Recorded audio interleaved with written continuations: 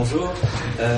Donc moi je suis Laurent Le Tourmé, j'ai le plaisir de travailler avec tous les projets dont Thibaut vous a parlé.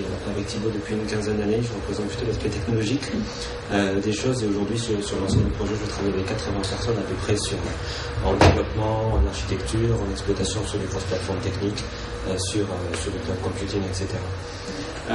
Pour revenir un petit peu au début du projet, le projet Wipolo, c'était un projet qui a démarré il y a 12 ans. Un petit peu ici, pourquoi avec la rencontre de plusieurs personnes originaires de Polytechnique. Alain Rossmann, qui est un Français immigré entre guillemets aux États-Unis sur la côte ouest, a eu l'idée en 96 de développer sur un téléphone mobile ce qu'on appelait à l'époque un micro-browser, un micro-navigateur. Alors vous vous souvenez du Minitel?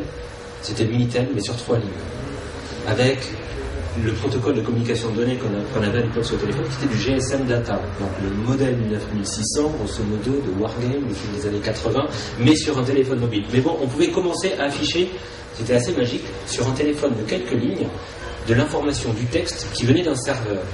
Les années 96, 17, 18, c'était le début d'Internet aussi. Donc ça commençait à arriver. Alors c'était un petit peu débutant, c'était un petit peu maladroit, c'était un petit peu lent, etc. Mais c'était le début.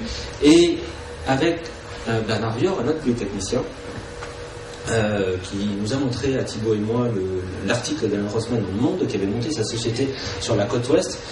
Bernard, qui est un des fondateurs d'Amadeus France, nous a dit il y a quelque chose à faire dans le voyage.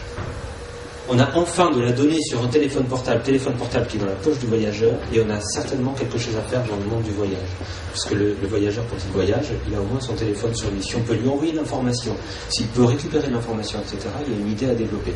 Donc on a démarré dans les années 98-99 avec du HDML, puis du WAP, puis on a eu l'occasion de croiser troisième polytechnicien, Jean-Dominique Pitt, chez SFR, qui nous a aidés à monter le projet, parce qu'au début il fallait passer avec des opérateurs, il fallait des téléphones particuliers pour développer, et avec Amas Voyage American Express, qui est un des acteurs du monde du voyage, on a lancé dans les années 2000, on était une plateforme entière qui était l'origine aujourd'hui de Wipolo, avec la capacité à transférer non pas des emails mais des dossiers voyage sur un téléphone, à faire de l'alerte et à retrouver de l'information. Je ne sais pas si vous voyez la petite photo du téléphone, c'était assez rustique à l'époque, c'est devenu un petit peu plus grand avec le fameux téléphone qui coulisse de Nokia. Dans les années 2000-2001, les protocoles de communication étaient un peu plus évolués, c'était du vrai data, connecté en permanence, c'était du GPRS. Il fallait quand même passer par les opérateurs de téléphonie, on appelait les passerelles WAP à l'époque un petit peu gatekeeper, parce que en dehors des passerelles des opérateurs, on ne pouvait rien faire, ce qui n'est pas aujourd'hui le cas des smartphones, des iPhones qui se connectent directement sur Internet. Je parle de 10 ans en arrière.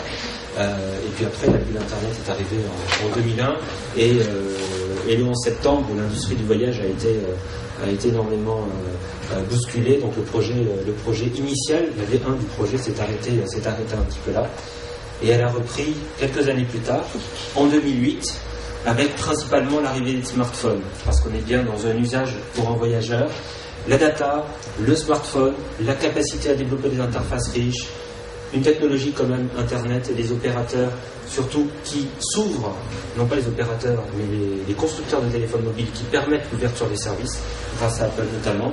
Donc une nouvelle équipe, un nouveau travail sur les algorithmes pour le parsing des emails, parce que cette fois-ci on ne passe pas par les centres de réservation mais par les emails, mais c'est un gros travail d'analyse sémantique et textuelle pour récupérer les informations, de nouveaux financements, de nouvelles opportunités de distribution. Le projet est né à nouveau il y a 2 ans sous notre impulsion et l'impulsion de la nouvelle équipe pour faire ce qui existe aujourd'hui.